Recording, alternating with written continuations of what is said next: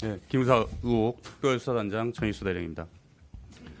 지난 7월 16일 출범한 기무사 의혹 군 특별수사단은 세월호 참사 기간 동안 기무사령부가 세월호 TF를 중심으로 관련 민간인을 사찰하였다는 의혹에 대해 수사를 진행하여 왔으며 그에 대한 수사 결과를 발표하게 되었습니다.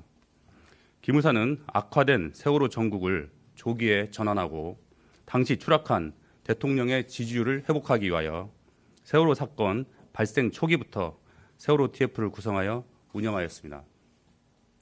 당시 기무사는 정권에 불리한 세월호 전국을 탈피하기 위해서는 실종자 수색 포기와 세월호의 인양 포기가 필요할 것이라는 판단 하에 유가족이나 실종자 가족을 설득, 압박하기 위한 수단을 확보하기 위하여 유가족에 대한 첩보를 조직적으로 수집한 것으로 파악되었습니다.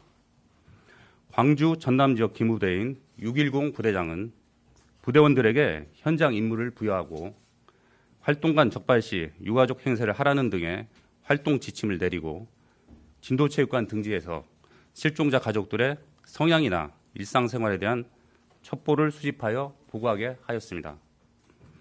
또한 안산 지역 기무부대인 310 부대장은 단원고 학생들의 동정이나 유가족 단체 지휘부의 정치 성향 등의 첩보를 수집하여 보고하게 하였습니다. 그리고 정보보안 부대원들을 동원하여 인터넷상의 실종자 가족의 언론 기사를 개인별로 종합하거나 사생활 관련 정보를 수집한 사실도 확인하였습니다.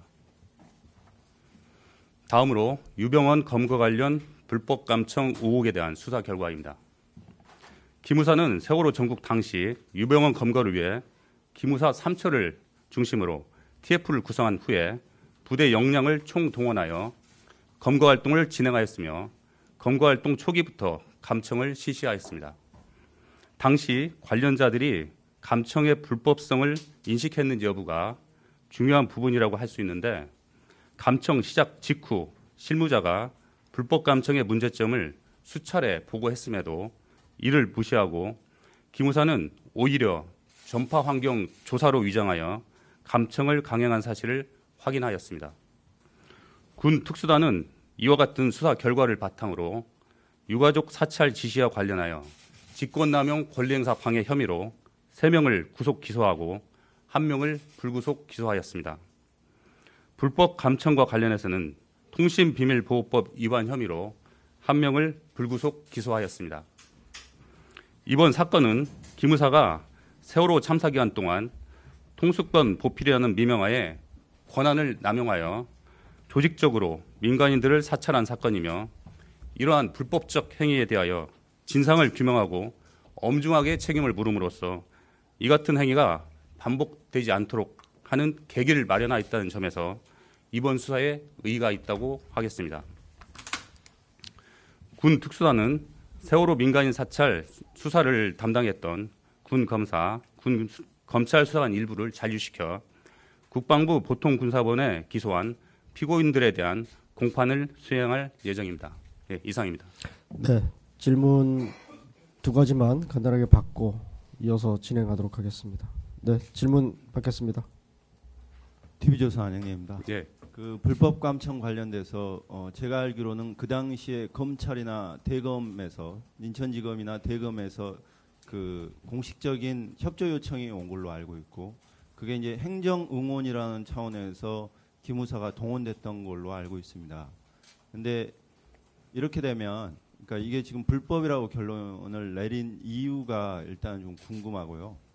그리고 이렇게 되면 그 당시에 그러면 당시 검찰 관계자나 그 기무사가 민간인을 대공 용의점이 없는 민간인을 수사하는 것 자체가 불법이라는 걸 충분히 알았음에도 불구하고 민간 검찰에서 그러면 요청을 했다는 건데 그 부분은 어떻게 처리하실 건지 좀 알려주십시오. 그 민간 검찰에서 이제 감청을 요청했다는 부분과 관련해서는 그게 이제 어떤 불법적인 행위를 감청을 요청했다는 부분이 아니고 그리고 이제 아까 제가 발표에서 말씀드렸다시피 그 당시에 이제 실무자들도 이 감청이 어떤 법에 위반돼 가지고 불법성이 있다는 부분을 명백하게 인식하고 그 부분에 대해서 수차례 보고가 이루어집니다. 그렇기 때문에 그 관련해서 기무사 이때 결정했던 지휘부들은 불법의 명백성을 정확히 인식했다고 볼 수가 있고 그 말씀하신 것처럼 이 뭐 검찰이 행정의원을 협조를 요청했다고 해서 그 자체의 불법성이 그 인정되지 않는다고 볼 수는 없다고 생각됩니다. 그러면 그분들은 왜 요청을 한 건가요? 불법 감청을 요청한 사실은 없습니다. 그럼 어떤 걸 요청? 검거 활동이랄지 이런 부분에 대한 협조 요청을 한 거지 불법 감청에 대해서 이 부분에 대해서 검찰과 그 어떤 그 얘기가 있었던 부분은 없는 걸로 알고 있습니다. 아, 그러면 감청은 기무사가 자발적으로 판단해서 했다는 얘기신 건가요? 불법 감청은 예 그렇습니다. 그 부분에 대해서 제가 그 당사자하고 통화를 했었는데 그 감청도 검찰에서 지원 요청을 해서 했다고 얘기하던데 그거는 그러면 수사를 해서 밝혀질 문제겠네요. 그 감청을 요청했다고 그래서 이게 적법한 감청이냐 불법한 감청이냐 이게 중요한데 검찰 쪽에서 요청을 했다면은 그건 어떤 적법한 감청을 전제로 요청하는 거지 불법을 저지르면서까지 감청을 요청했다고 볼 수는 없다고 판단됩니다. 아니 제가 여쭤보는 건 그러니까 지금 그 기무사의 감청이 합법이 되려면 대공 용의점이 있어야 되잖아요. 예, 예. 그럼 세월호에서 유병헌을 감청을 하는데 유병헌이 무슨 대공 용의점이 있냐 이 얘기죠. 그러니까 그래서 그러면 왜 그러면 제가 알기로는 그 당시에 유병헌이 휴대폰도 안 들고 있고 무전기를 들고 다닌 걸로 알고 있습니다. 그래서 그 당시에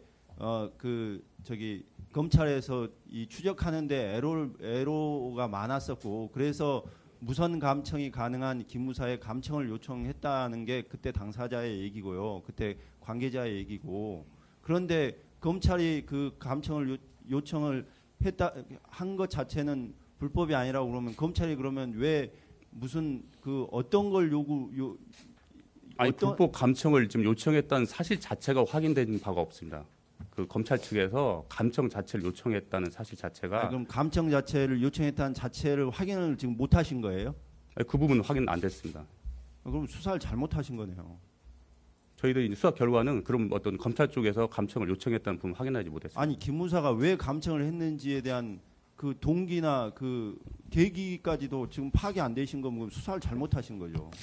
그 이제 감청을 하게 된 경위는 저희들이 파악한 경위는 그 당시에 그 기무사 3처장 주관으로 회의가 있었고 거기에서 아이디어가 나와가지고 그렇게 의견이 모아진 걸로 파악을 했습니다. 네, 다음 질문. 잠깐만. 예. 그거 아니고요. 그 여러 명한테 제가 들었습니다. 그 검찰에서 지원 요청이 있고 공문도 있습니다. 다시 한번 봐보세요. 그러니까 그런 부분은 이제 다시 확인하고 있습니다.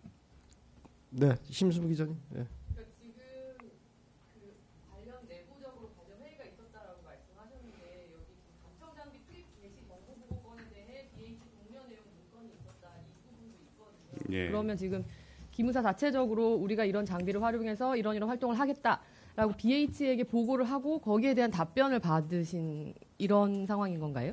그 이제 BH의 보고를 감청 사실을 한다는 사실은 BH가 보고가 됐고요. 근데 그 부분에 관해서 어떠한 지시가 있었는지 구체적 지시가 있었는지 부분은 지금 그 부분은 이제 민간 검찰에서 좀 이제 진행 중인 상황이기 때문에 여기서 좀 답변이 제한됩니다. 근데 이제 기무사 관계자들은 이제 BH로부터 어느 정도 그 이게 BH의 어떤 승인이라든지 뭐 이런 부분들이 있다는 걸 관계자들은 알고 있었던 것이죠. 그런 부분도 이제 보고는 됐다는 부분은 저희들이 확인했고요. 보고를 됐다는 부분도 확인했고 거기 관련해서 보고 받고 구체적인 어떠한 승인이나 지시가 있었는지 여부는 지금 수사가 진행 중인 부분이라 답변이 좀 제한되니까 양해 바랍니다. 강정규 기자님.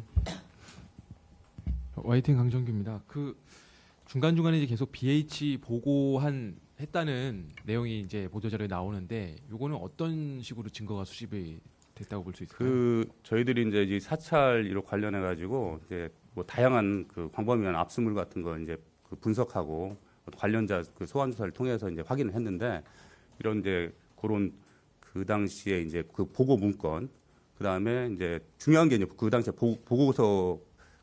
보고서고 그다음에 이제 부대원들 간의 이제 이메일 송수신 이메일 그다음에 이제 TIS망이라고 기무 첩보망이 있습니다. 그런 결제 내역 그런 것들을 그 다 분석해 가지고 그 보고한 내용들을 확인했습니다.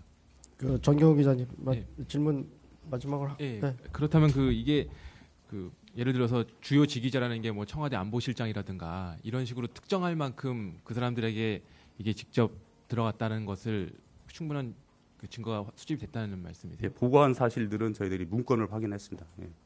네, 정 기자님 질문 마지막 받고요.